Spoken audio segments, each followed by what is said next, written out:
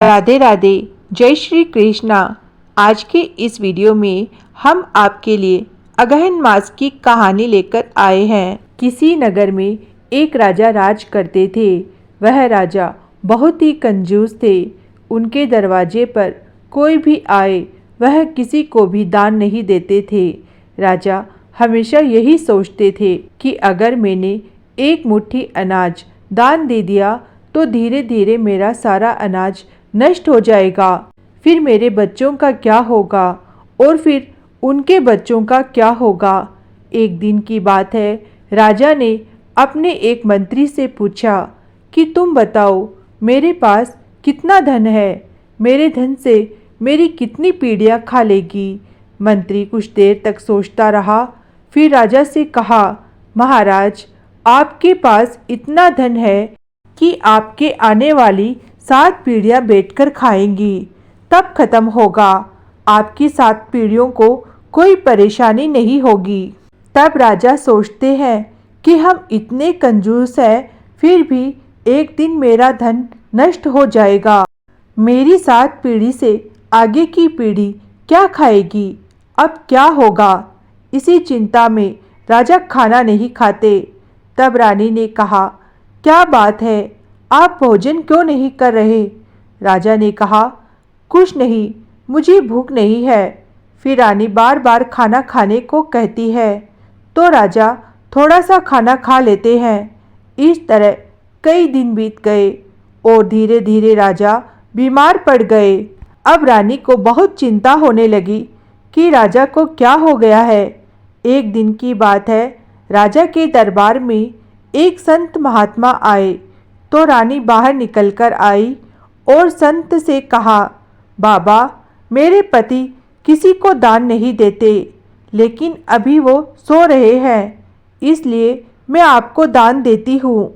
फिर रानी ने संत महात्मा को अन्न दान दिया और कहा, बाबा मेरे पति 1 महीने से बीमार है, पता नहीं उन्हें किस बात की चिंता है। बाबा ने कहा, अपने पति को बाहर बुलाओ। राजा बाहर आए तो बाबा ने कहा, राजन आपको क्या हुआ है। तब राजा ने बताया कि मेरे एक मंत्री ने कहा है कि तुम्हारी 7 पीढ़ी तो बैठकर खा लेगी, तो यह बताओ बाबा मेरी 8वीं पीढ़ी क्या खाएगी, मुझे यही चिंता है। तब बाबा ने कहा, जंगल में एक बूढ़ी माई रहती है, वह बूढ़ी माँ प्रतिदिन भीख मांगकर खाती है। आप उनके पास जाओ और अनाज लेते जाना, तुम्हारी समस्या का हल वो कर देगी। राजा सोचते हैं वह मेरी समस्या का हल कर देगी, लगता है वह मुझे धन देगी।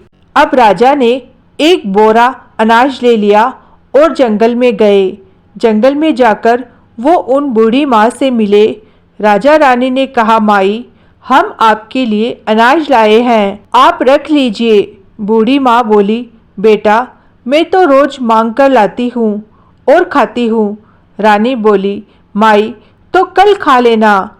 बूढ़ी माँ ने कहा, कल का कल देखा जाएगा, मैं आज अन्न मांग लाई हूँ, मैं इतने अनाज को कहाँ रखूंगी, आप अपने अनाज को ले जाइए। राजा को अब समझ में आ गया कि ये बूढ़ी माँ रोज भीख मांगती है, इतनी दुखी है, फिर भी इन्हें कल की चिंता नहीं है। एक हम है जो यह सोचकर परेशान रहते हैं कि 8वीं पीढ़ी क्या खाएगी।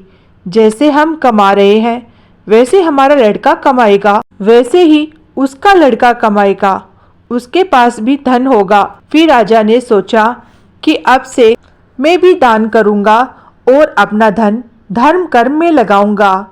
ऐसा सोचकर राजा अपने महल में वापस चले गए और वापस आकर राजा ने बहुत बड़े यज्ञ का आयोजन किया। कई साधु संत को आमंत्रित किया। राजा ने उन बूढ़ी माँ को भी बुलाया। बूढ़ी माँ आई।